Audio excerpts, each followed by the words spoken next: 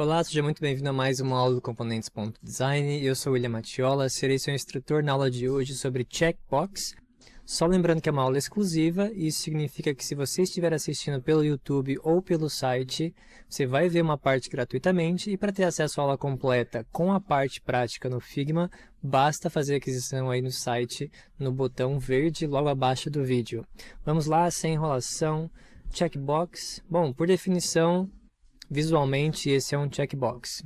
E um checkbox é um elemento UI, obviamente, que permite os usuários selecionarem um ou mais itens de uma lista. Eles podem ser utilizados tanto sozinhos, quanto em grupo, ou quanto aninhados, que a gente vai ver mais para frente na aula. Sobre a anatomia de um checkbox, ele é basicamente bem simples, né? A gente tem o checkbox em si, que ele vai ser composto por um ícone e essa caixa, mas ele pode também estar dentro de um conjunto, e aí essa anatomia ela é um pouco expandida. A gente pode ter, por exemplo, a lista de compras aqui sendo o título desse conjunto.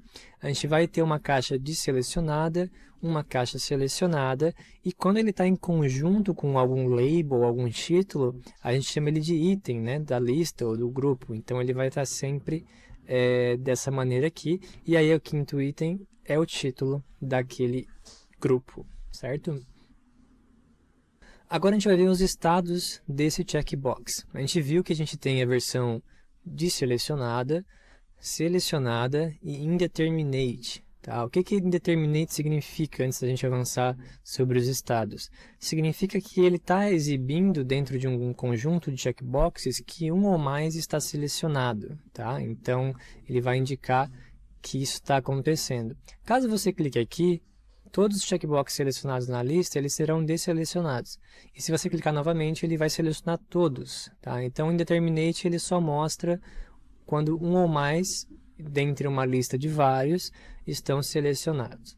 E aí, para cada um desses três tipos aqui, a gente vai ter os seus estados. Então, o estado de focus, que a gente usa para indicar qual item está selecionado, muito importante para quem faz navegação pelo teclado, para indicar onde que ele está dentro da interface. A gente vai ter o estado disabled ou inativo, que é bem comum da gente ver isso aqui quando ou a pessoa não tem poder de mudar a seleção de um checkbox, ou ela precisa executar alguma ação para poder habilitar esse checkbox. Ou ela é uma condicional, selecionando um checkbox, desabilita os demais. Enfim, tem várias situações que isso pode acontecer, tá? A gente tem o estado de read only, ou seja, a pessoa só pode ler, ela não pode interagir, então o texto ele está ativo, mas o checkbox em si ele não é interativo pelas mesmas razões que podem existir aqui nos estados de desativado. A gente vai ter também o estado de erro, que geralmente é acompanhado de uma mensagem, que pode ser uma mensagem de erro, ou também pode ser uma mensagem de alerta, por exemplo, indicando que esse campo precisa ser selecionado. E aí, se você já viu a aula sobre alertas e mensagens, é um complemento também.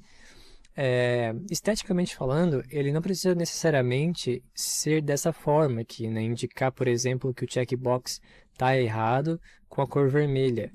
Muitas vezes a mensagem de erro já supre essa necessidade. Ou, enfim, tem várias formas de fazer isso. Vai depender mesmo do estilo visual do seu produto que você queira ali aplicar para o checkbox. Agora a gente vai ver sobre tipos de checkbox. Tá? Como eu falei lá no começo, ele pode ser individual, ele pode ser em grupo, ele pode ser nested. Então a gente vai entender mais sobre essas questões agora.